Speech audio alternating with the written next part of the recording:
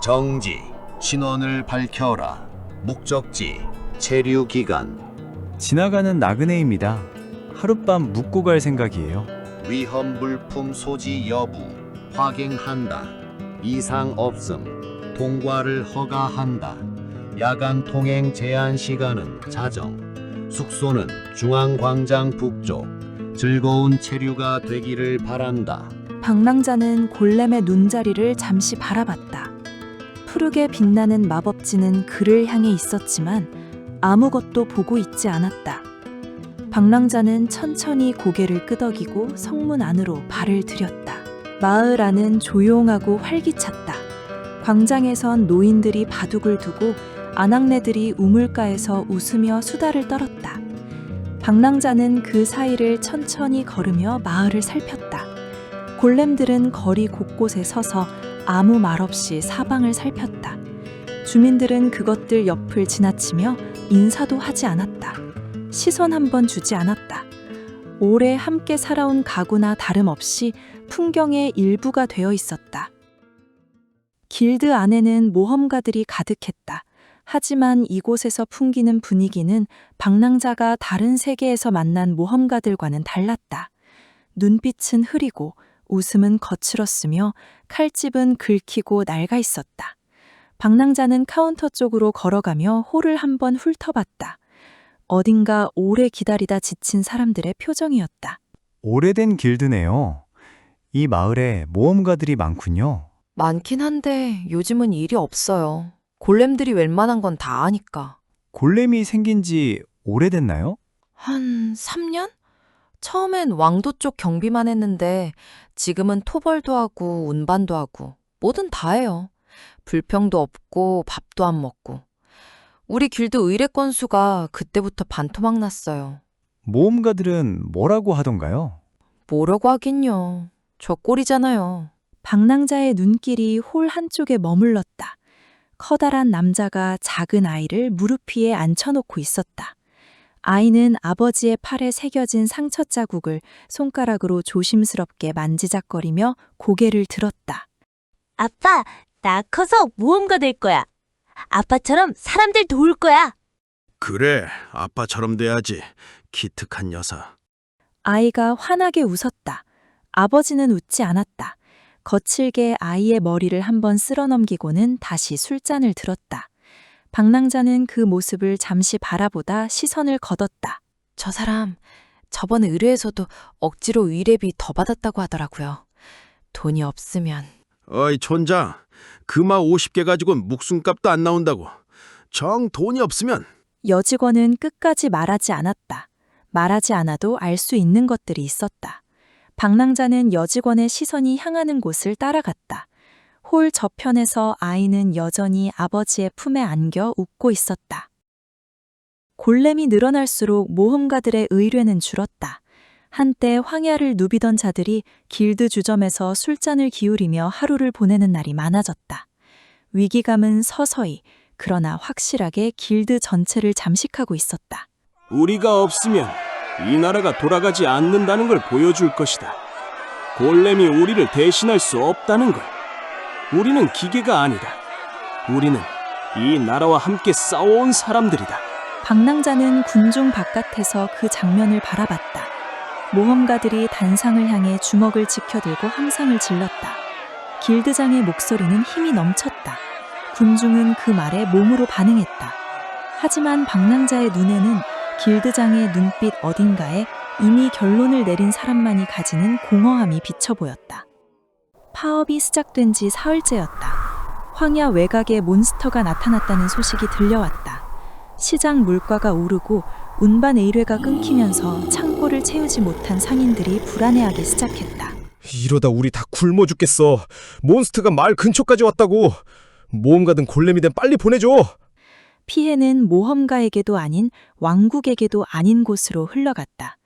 언제나 그렇듯 가장 먼저 무너지는 것은 아무 잘못 없는 사람들이었다. 이번 일로 불편을 겪은 백성들이여, 진심으로 사과하겠다. 반드시 지금의 문제를 해결하겠다. 왕의 목소리는 낮고 무거웠다. 사과하는 군주의 얼굴이었지만 방랑자의 눈에는 이미 답을 알고 있는 사람의 얼굴로 보였다. 왕은 고개를 들지 않은 채 잠시 그 자리에 서 있었다. 골렘 도입을 전면 중단하고 모험가 의료의 우선권을 보장하라. 그것이 우리의 요구입니다. 그것은 어렵소. 그러시겠지요. 길드장, 협상은 결렬됐다. 길드장이 의자를 뒤로 밀고 천천히 일어섰다. 신하들이 술렁였지만 왕은 그들을 제지하지 않았다. 방랑자는 회의실 밖 복도에서 걸어 나오는 길드장의 뒷모습을 바라봤다.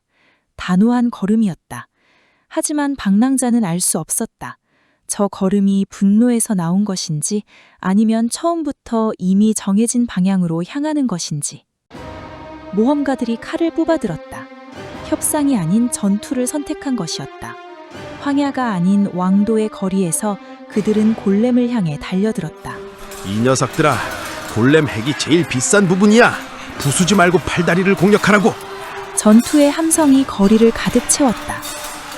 동료들을 방향을 외치는 목소리였지만 방랑자의 귀에는 다르게 들렸다. 동료를 독려하는 외침이 아니었다. 손에 넣을 수 있는 것들을 계산하는 목소리였다.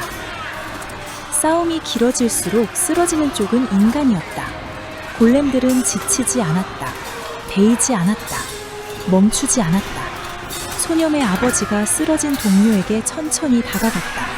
무릎을 꿇고 손을 뻗어 동료의 목 언저리를 더듬었다.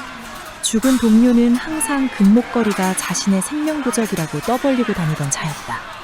멀리서 바라보던 소년의 눈에는 마지막까지 동료 곁을 지키는 아버지의 뒷모습만 보였다.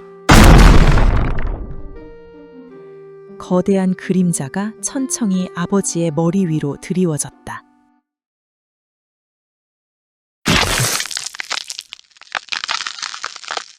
안 돼! 지치지 않는 것들을 상대로 인간은 오래 버티지 못했다. 거리에 모험가들이 하나둘 쓰러졌다. 골렘들은 살아남은 자들에게 천천히 다가가 양팔을 등 뒤로 묶었다. 저항은 없었다. 저항할 힘이 남아있지 않았다. 살아남은 자는 셋 중 한 명뿐이었다. 끌려가는 그들의 뒷모습이 새벽 어스름 속으로 사라지고 거리에는 쓰러진 자들과 멀리서 아버지의 이름을 부르며 달려오는 소년만 남았다. 전투가 끝난 며칠 뒤 왕은 길드장을 불렀다. 살아남은 자들이 갇혀있는 감옥의 한 방에서 두 사람은 마주 앉았다. 수고했소, 길드장. 약속대로 당신의 목심과 살아남은 이들의 안전은 보장하겠소. 이것으로 이 나라의 오랜 유산은 끝이구려. 고맙소. 어릴 적 당신의 모험담을 들으며 자랐던 내게 믿을 수 있는 사람은 당신밖에 없었소. 왕이시여, 그렇게 말씀하시더라도 저는 이제 동료들을 사지로 몰아 퇴장시킨 퇴물일 뿐입니다. 허나 당신이 그렇게 했기 때문에 그들이 불안당으로 역사에 남는 것이 아니라 저항했던 이들로 역사에 남을 것이요. 그 각본도 처음부터 왕께서 쓰신 것 아닙니까? 왕이시여, 한 가지만 묻겠습니다. 제게 이 자리를 맡기셨을 때 이미 알고 계셨습니까? 제가 어떤 결론을 내릴지. 말하지 않았소? 내 어린 시절의 영웅은 당신이었다고. 즐거운 여생이 되길 바라오, 길대장. 왕은 끝내 대답하지 않았다. 문이 열리고 복도의 빛이 감옥 안으로 한 줄 흘러들었다. 길드장은 그 침묵이 답이라는 것을 알았다. 그는 천천히 몸을 일으켰다. 벽에 기댔던 자리에 손을 한 번 짚었다가 뗐다. 그것으로 충분했다. 문이 열리자 새벽 공기가 밀려들었다. 길드장이 한 발자국 나섰다가 걸음을 멈췄다. 가운데 소년이 서 있었다. 두 손으로 단검을 꽉 쥔 채였다. 눈에는 눈물이 가득 고여 있었지만 표정은 굳어 있었다. 떨리는 것은 손이었다.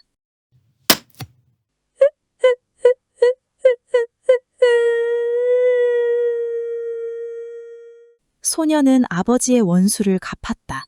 하지만 그 얼굴엔 통쾌함이 없었다. 손이 떨리고 있었다. 길드장이 쓰러지면서 소년을 밀어내지는 않았다. 막지도 않았다. 그저 천천히 땅으로 내려갔다. 방랑자는 그 자리에서 오래 서 있었다.